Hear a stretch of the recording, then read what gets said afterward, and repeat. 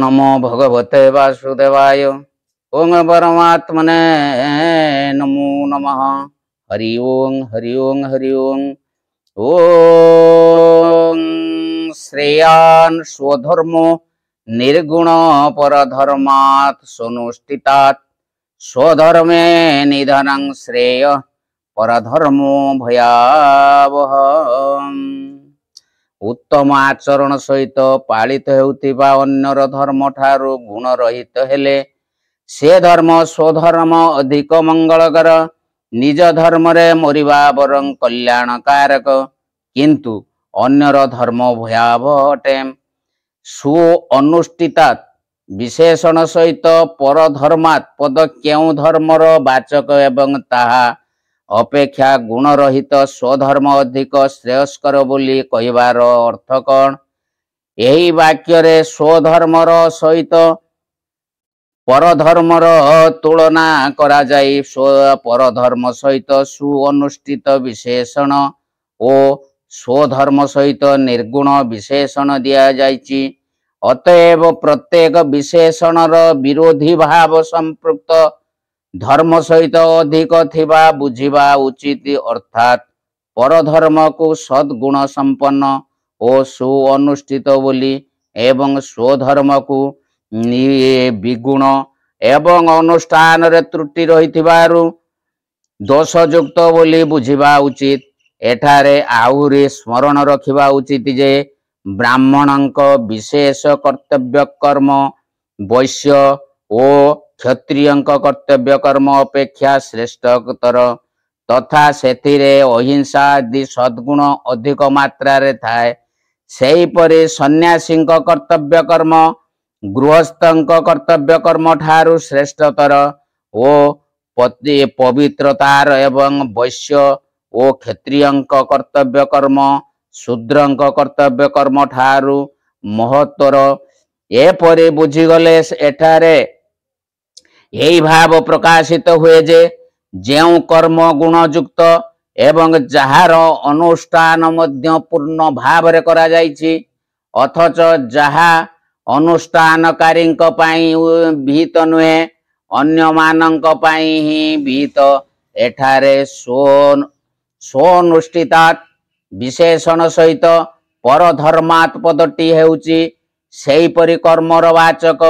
सेही परधर्म अपेक्षा गुण रहित स्वधर्म अति उत्तम बोली कही देखाई दिया जाइछि जे निजर पति देखिबा को कुरूप एवं गुणहीन होइतिले मध्य स्त्री पाई निजर सेही पतिंक सेवा ही जेपरि कल्याणप्रद देखिबा को सद्गुणहीन तथा अनुष्ठान रे न्यून होइतिले मध्य जहांक पाई जेउ कर्म विहित ताही ताहांक पाई कल्याणप्रद स्वधर्म रे एपरि महत्व रहिथिबा बेले जेउ स्वधर्म सर्वगुण संपन्न एवं जहांको विधिबद्ध भाव रे पालन करा जाए सेपरि स्वधर्म विषय रे बा कहिबार कौन अछि?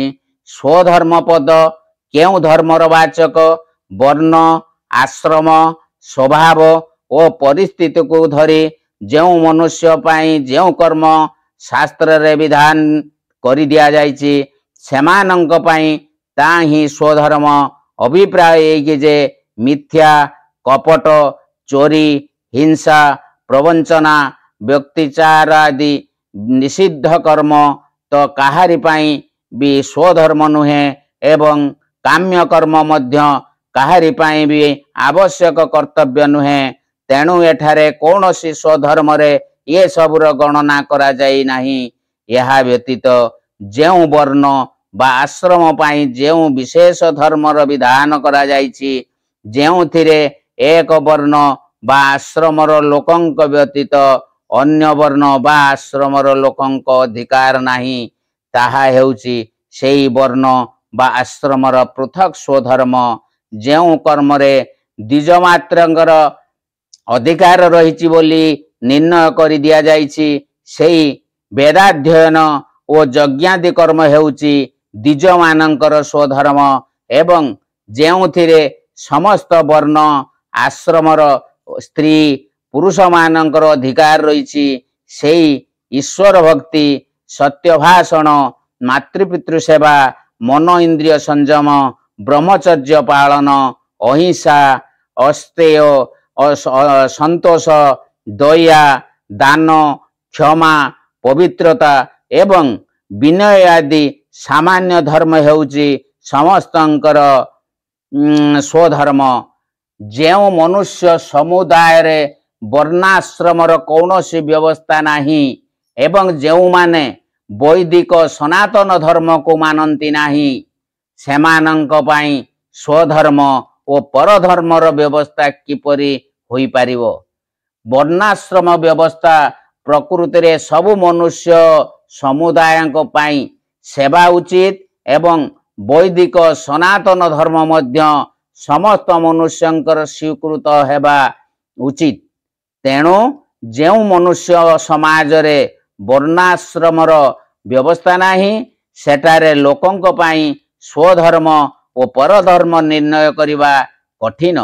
तथापि वर्तमान स्वधर्म संकट उपस्थित होईची एवं गीतारे समस्त मनुष्यंक पाई उदारर मार्ग निर्देश करि दिया जाइछि। सेई निर्देश को आधार करी एपरी मानि निया जाई पारे जे जेउ मनुष्यर जेउ जाति बा समुदायर जन्म होई थाए जेउ माता पितांकर रजवीर्य तार शरीर गढ़ा होई थाए जन्मरु आरंभ करी कर्तव्य बुझी पारिबार योग्यता आसीबा पर्यंत जेउ संस्कार भितरे तार पालन पोषण होई थाए तथा पूर्व जन्मर जेपरी कर्म संस्कार थाए सेई अनुजाई तार स्वभाव हुए एवं सेई स्वभाव अनुजाई मध्य जीविका अर्जन कर्म रे ताहार स्वाभाविक प्रवृत्ति हुए। तेणु जेउ मनुष्य समुदाय रे वर्णाश्रमर व्यवस्था नाही सेठारे लोकंकर स्वभाव और परिस्थिति दृष्टि जहांक पाई जहा विहित कर्म अर्थात इह लोकर और परलोकर उन्नति पाई कौनसी महापुरुषंक द्वारा जेउ कर्म उपयुक्त बोली मानि निया जाई थाए मंगलकर उद्देश्य रे कर्तव्य बोली बुझी जहा आचरण करा जाई थाए जहा कौनसी प्रकार रे अन्यर धर्म एवं मंगल रे बाधक नुहे तथा समस्त मनुष्यंक पाई जहा सामान्य धर्म बोली मानि निया जाइछि ताही तांकर स्वधर्म एवं विपरीत क्रमे जहा अन्य मानंक पाई विहित एवं तांको पाई विहित नुहे ताहा परधर्म। स्वधर्म पद सहित विगुण विशेषण प्रयोगर भाव कौन?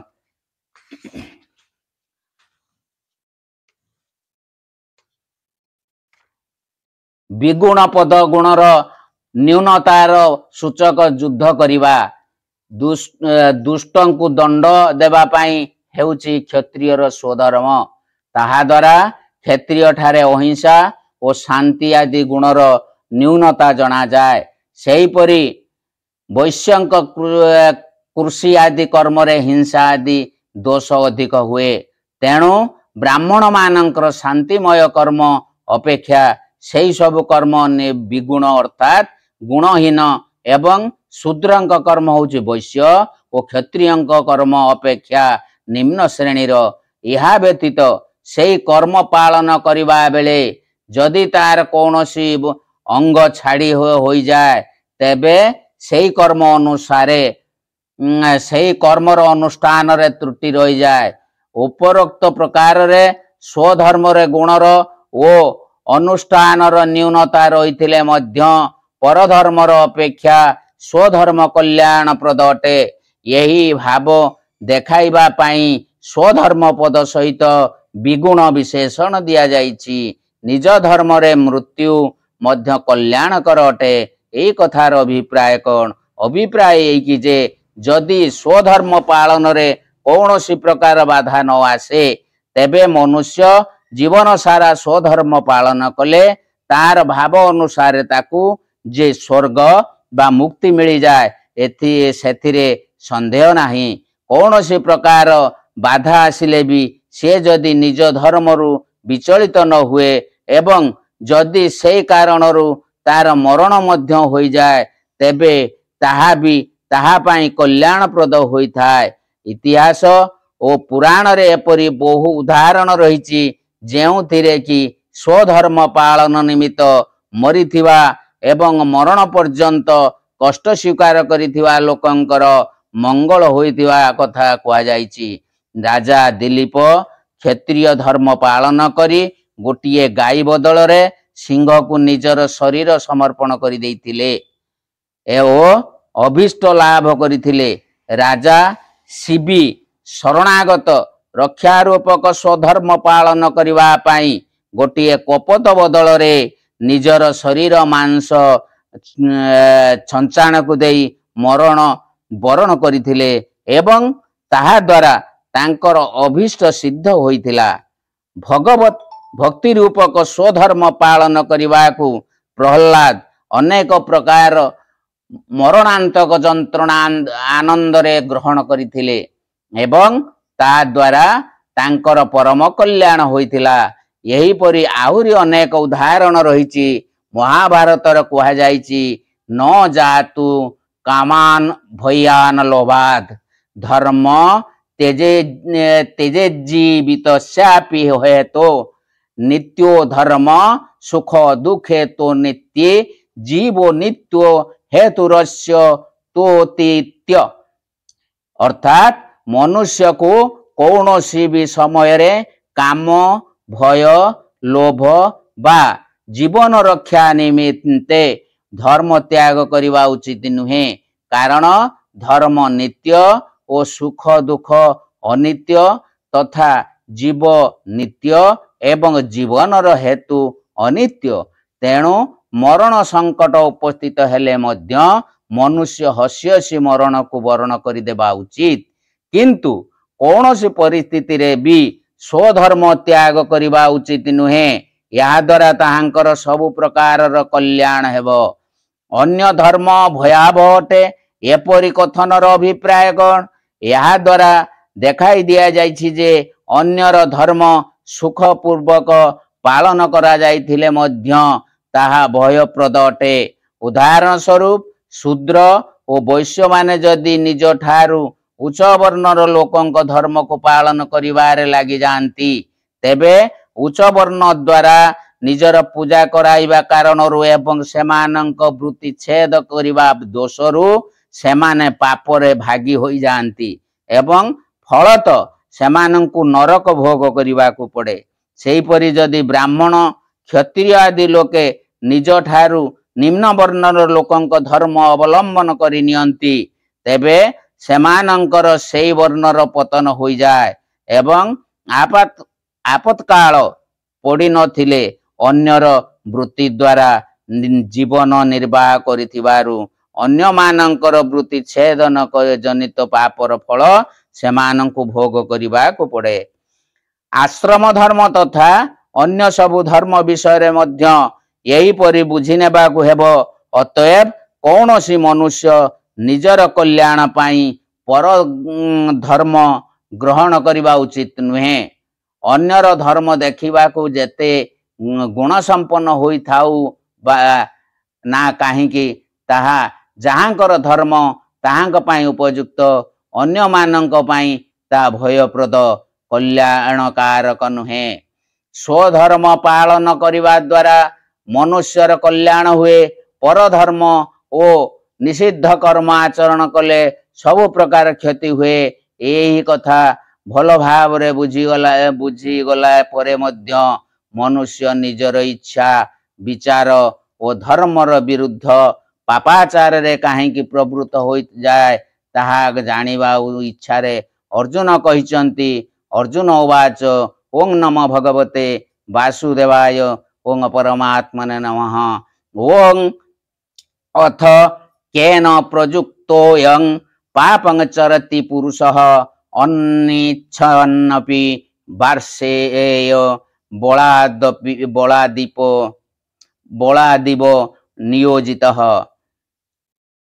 अर्जुन पचारिले हे कृष्ण पुणी यही मनुष्य स्वयं इच्छा न कले मध्य बलपूर्वक नियोजित हैला परी जहा द्वारा प्रेरित होई पाप आचरण करे।